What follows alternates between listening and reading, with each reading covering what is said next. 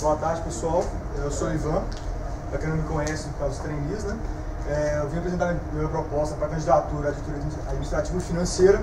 Está aqui meu contato para quem não tiver. Então, quem quer anotar, sinta-se à vontade.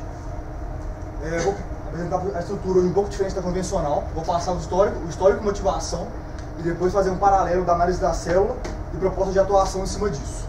Beleza? Meu histórico. Eu entrei no FMG no ano de 2014, no curso de computação. Logo no meu primeiro ano, eu tive um contato com o MEG, entrando na UFMG Informática Júnior. Mas eu acabei saindo do curso em 2015 e entrei em administração em 2016, com o desejo de trabalhar na área de finanças. Logo em seguida, eu fiz um trainee na UCJ, não passei, por motivos que não convém trazer aqui. No meu segundo trainee eu fiz, passei. Fui alocado de cara no projeto Máquina de Limpeza, que foi um projeto extremamente desafiador. Mas mesmo assim a gente conseguiu apresentar um resultado excelente para o cliente, junto com os outros consultores. Eu entrei depois, no intervalo dos projetos, no curso de Finanças Corporativas na Universidade de Colômbia, nos Estados Unidos, à distância. Em seguida fui colocado no projeto CRIA, onde eu tive uma visão maior da UCJ e do MEG. E agora estou me candidatando a diretor administrativo financeiro da UCJ. A diretoria da NFIN tem dois papéis principais na empresa: o papel habilitador e o papel direcionador. Eu vou tratar primeiro do papel habilitador, que é a base da empresa, como ela permitir que ela funcione, que passa pelo controle financeiro, patrimonial e jurídico. Primeiro, o controle financeiro, a gente reparou que a atual diretoria tem uma sensibilidade muito grande em relação à situação atual de caixa. Estão conseguindo muito bem postergar custos que não precisavam ser feitos naquele mês, puxar custos que seriam de outros meses quando a situação estava boa, o que levou a um bom resultado da eficiência do PF. Como a gente pode ver aqui, o resultado mensal tem bastante variação, mas o trimestral se manteve dentro da meta, ou seja, a gente conseguiu manter bem o fluxo de caixa. Em relação ao controle financeiro em si, os projetos têm gasto bem menos do que o planejado. No geral, só nos 3 primeiros meses que a gente teve alguns projetos que gastaram um pouco mais, que foram o Factory e o Santa. Mas, em geral, a gente gasta bem menos do que o orçado dos projetos. É a mesma coisa para o orçado versus realizado global. A gente teve um mês, que foi o mês de maio, que a gente gastou mais do que o planejado, mas foram questões pontuais que acabaram culminando esse resultado. Quanto ao controle patrimonial, não vejo grandes problemas na célula atualmente. A gente está com os itens de consumo abastecidos. A maioria dos itens de consumo de imobilizado, estão em bom estado de conservação. Ainda pode melhorar um pouquinho, mas nada muito grave. O controle de empréstimo está sendo feito de forma efetiva, mas acredito que falta um pouco de acesso à informação. Por isso acredito que a gente possa colocar, por exemplo, um balanço patrimonial a cada 6 meses ou um ano, para facilitar o acesso à informação da empresa em relação à situação do financeiro. Controle jurídico. A gente não está tendo muita dificuldade com os contratos. A única dificuldade maior que teve recentemente foi do CRIA, que por ser um contrato de permuta tem um problema com a ABJ, mas já está sendo resolvido. E quanto aos documentos jurídicos, a gente tem conseguido manter muito bem os documentos atualizados. Em julho, agosto e setembro, a gente está com 13 documentos regularizados, não totalidade, por causa de problema com o cartório, não da OCJ. Então, eu acredito que isso é um bom indicador de como a célula está andando bem nesse quesito. Agora, falando um pouco do papel direcionador da empresa, eu queria tratar um pouco do planejamento financeiro, do comitê de investimentos e maximização de receita, mais especificamente sobre a inadimplência e sobre o preço dos projetos.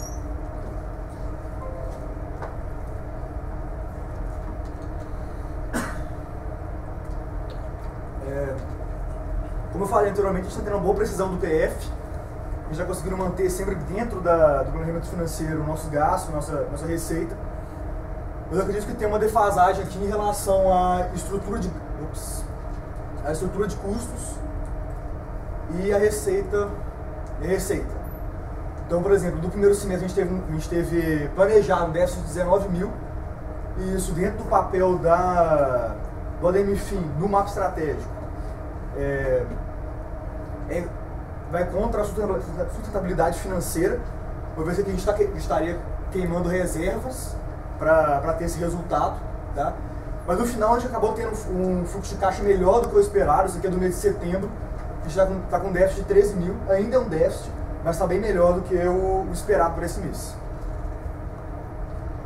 Em relação à inadimplência, a gente tem hoje 42% de inadimplência, 41,2%, desculpa. Sendo que a maioria dos projetos que estão inadimplentes são projetos que já foram entregues e que não são atrasados. São projetos que o cliente falou que não vai pagar. Foi por isso mesmo, principalmente o Jatemic, Rede dos Balões, Los Mariachis e Farmácia.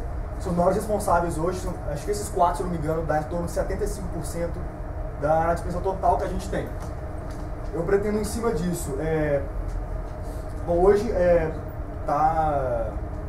o cliente não tem muitas falhas no processo de cobrança. Isso aqui é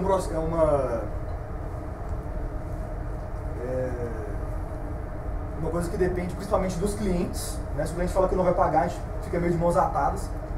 Mas eu acredito que a gente pode ainda acionar judicialmente os clientes que estão mais tempo inadimplentes, que não tem sido feito. Tá? Pro preço da hora vendida. Não tem grandes problemas com o preço da hora. A meta hoje está em 12,50, a gente está vendendo em torno de 12,15, 12,20 mais ou menos no último mês. Mas no geral a gente está conseguindo vender bem acima da meta, porque é uma coisa boa. Acredito que a gente ainda possa aumentar um pouco esse valor. A gente já apresentou valores muito maiores que esses anteriormente, mas acredito que a gente ainda possa melhorar um pouquinho. E por último, a rentabilidade real dos projetos tem ficado um pouco abaixo da média de 90%, mas isso acontece principalmente por causa do atraso dos projetos, que muitas vezes não é culpa nossa, é culpa do cliente, que às vezes demora para mandar uma planilha, demora para mandar alguma coisa, a gente acaba atrasando o projeto. Mesmo assim, acredito que uma boa interface do ADMFIN com a célula de projetos possa ajudar a mitigar isso aqui.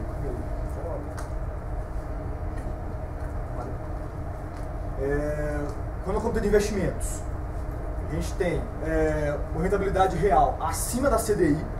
Aqui, como a gente pode ver mês a mês, com questão de janeiro, a gente tem conseguido alcançar ali 100, 105, 103% da CDI, o que é um resultado ótimo para a gente está construindo valor em cima do que a gente já tem. Um elogio muito grande que eu tenho para fazer agora para a diretoria atual, permitir que os trainees possam entrar no comitê, fazer o treinamento do comitê todo, assim como os membros. Isso é ótimo porque os membros do comitê novos, eles vão poder, eles têm um tempo esperado maior dentro da empresa, então vai reter mais o conhecimento, eles vão ter mais prática, e essa é uma coisa que muita gente quer fazer, quer mexer no mercado financeiro, então é uma oportunidade muito grande para todo mundo. E por fim, eu acho que a gente tem agora um potencial muito grande para investimento em renda variável. Mas no caso aqui a gente teria que ter uma estrutura bem segura. Primeiramente a gente teria que parar de gastar, chegar a um nível que a gente não gastasse mais a receita financeira para os custos da empresa, ou seja, ter receita financeira estabilizada e guardada. E a ideia seria retornar às origens do comitê, que a ideia inicial era pegar os juros que a gente ganhou da renda fixa e aplicar isso em renda variável. Assim a gente tem uma boa proteção patrimonial, baixo risco e consegue investir muito bem na capacitação dos membros nesse sentido. Isso é o que eu tenho para falar, o que deu tempo de falar realmente. Eu estou aberto, estou à disposição para qualquer um que quiser tirar comigo alguma dúvida depois, quiser parar no corredor para a gente conversar, para discutir algum assunto. Isso aqui não é totalmente fechado, estou sempre aberto a novas opiniões, novas ideias sobre o que foi apresentado aqui. E é isso.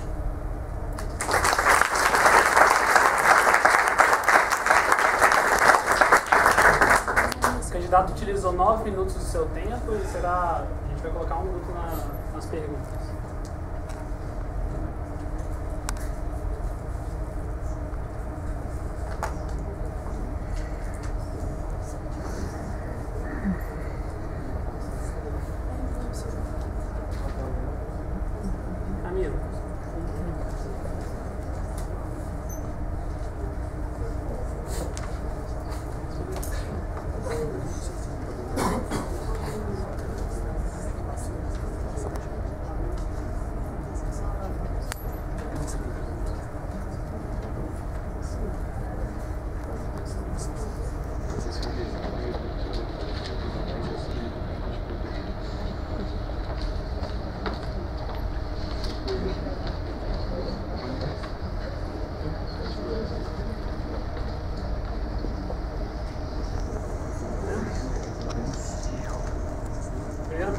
conselho.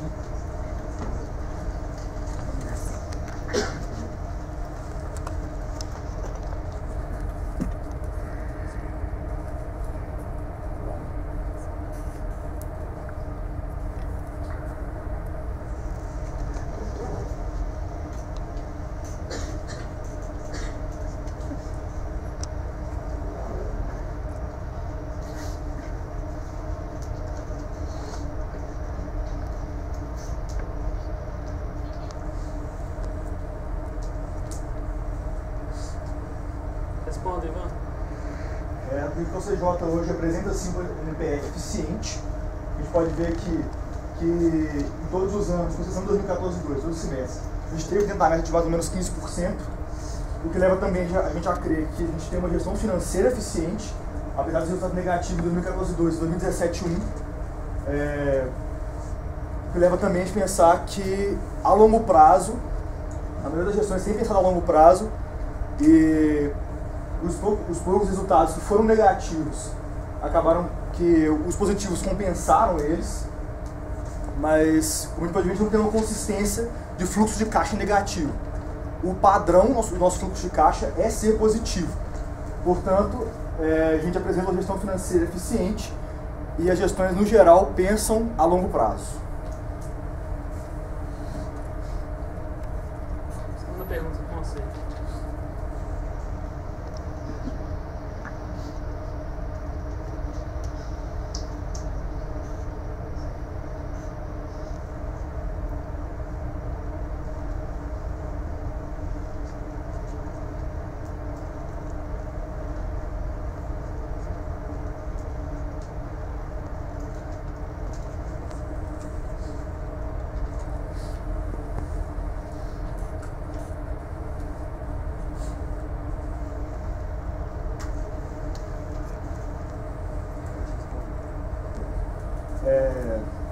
Eu acredito que usar a taxa CDI como referencial continua sendo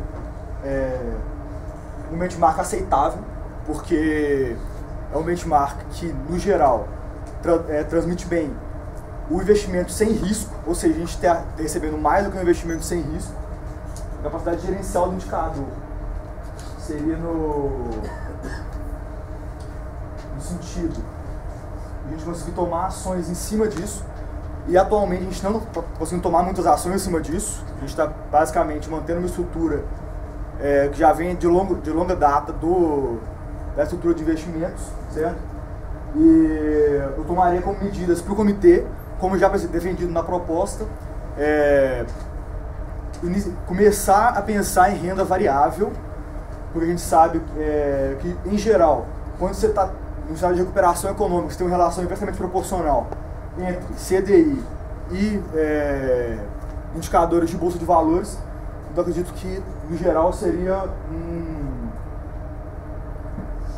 algo que seria interessante se fazer, né, de começar a pensar em renda variável para o comitê.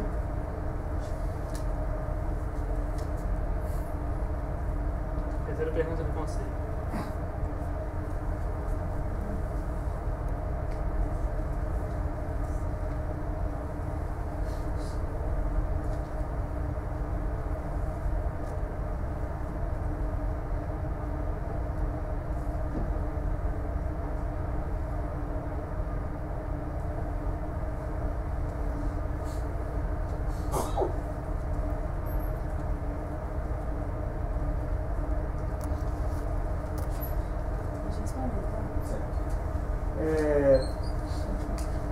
O que explica muito o comportamento do indicador de investimentos, a maior parte é investimento em membros.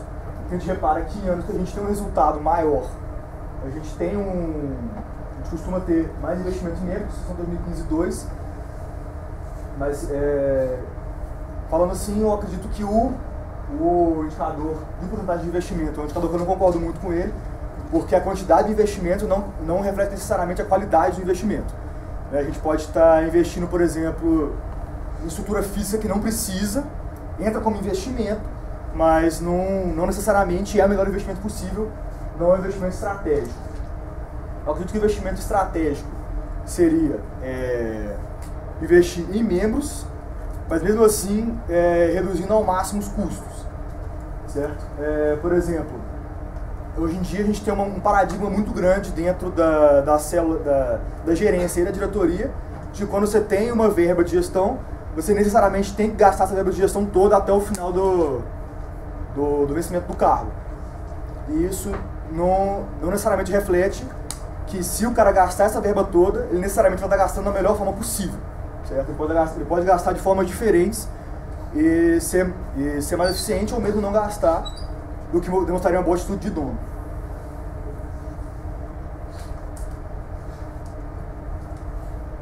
Primeira pergunta de diretoria, não?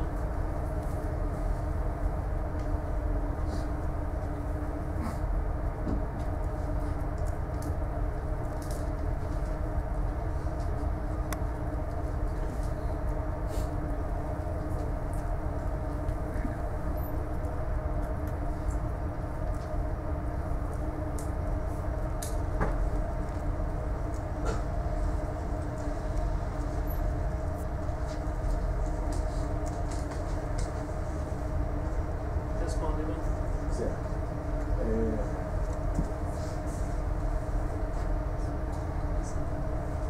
A rentabilidade real de projetos, ela diz basicamente o quanto a nossa hora de fato vale frente aos custos do projeto e frente às horas realizadas do projeto, valor agregado, que é aquele gráfico que tinha antigamente lá no CD. O que a gente tem aqui é o desempenho desse ano para a rentabilidade. A gente sabe que, como mostrei na proposta, a gente gasta geralmente muito menos no projeto do que de fato orçado, certo? Então aqui o que mais explica seria de fato o atraso dos projetos. Eu posso citar aqui no começo do ano Factoring e Santa, mas no final do ano eu posso citar aqui o Sindilec, e todos eles foram projetos que deram muito problema e que muitas vezes o atraso foi por culpa do cliente, não foi culpa realmente nossa, o que levou a um resultado pior. Segunda pergunta da diretoria.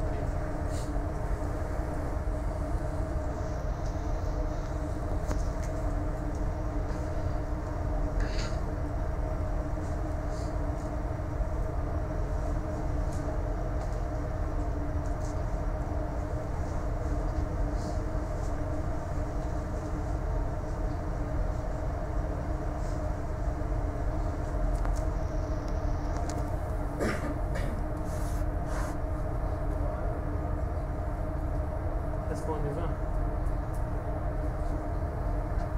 Eu não creio que a gente planeje de forma equivocada os investimentos, certo? Eu acredito que tem ali, como eu falei, uma certa inconsistência entre a receita e a despesa, só que não entra nesse mérito. Eu acredito que a gente planeja bem sim. A maior parte dos investimentos que não são realizados são por verba de gestão que não são gastas ou por valor em curso planejados e que não são procurados de fato pelos membros. Em relação à métrica do indicador, eu não creio que seja calculado de forma errada, eu nem vejo nenhuma forma diferente de calcular essa métrica, embora eu não concorde muito com o indicador em si, que é basicamente uma análise horizontal do indicador de percentual de receita bruta investida, certo? A grosso modo é a análise horizontal dele. Portanto, eu acredito que em relação à métrica não tem muito problema em relação a isso. Terceira pergunta da diretoria.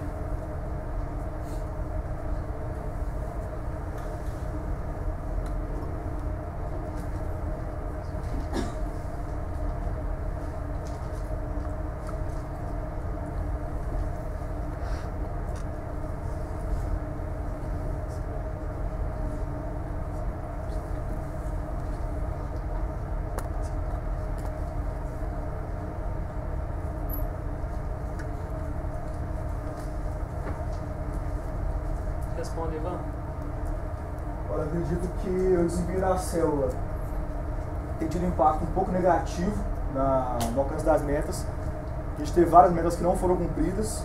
Principalmente no primeiro semestre, por exemplo, o KPI de sustentabilidade financeira não foi batido no primeiro semestre, devido eu acredito ser um problema de cálculo, né, do indicador. Depois, se vocês quiserem, a gente pode conversar sobre isso.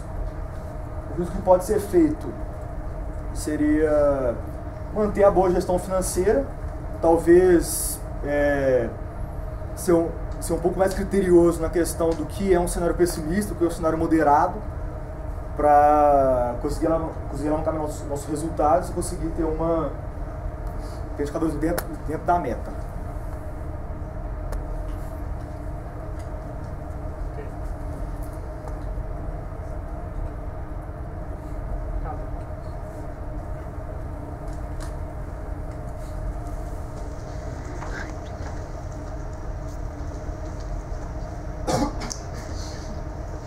Encerramos aqui então as perguntas.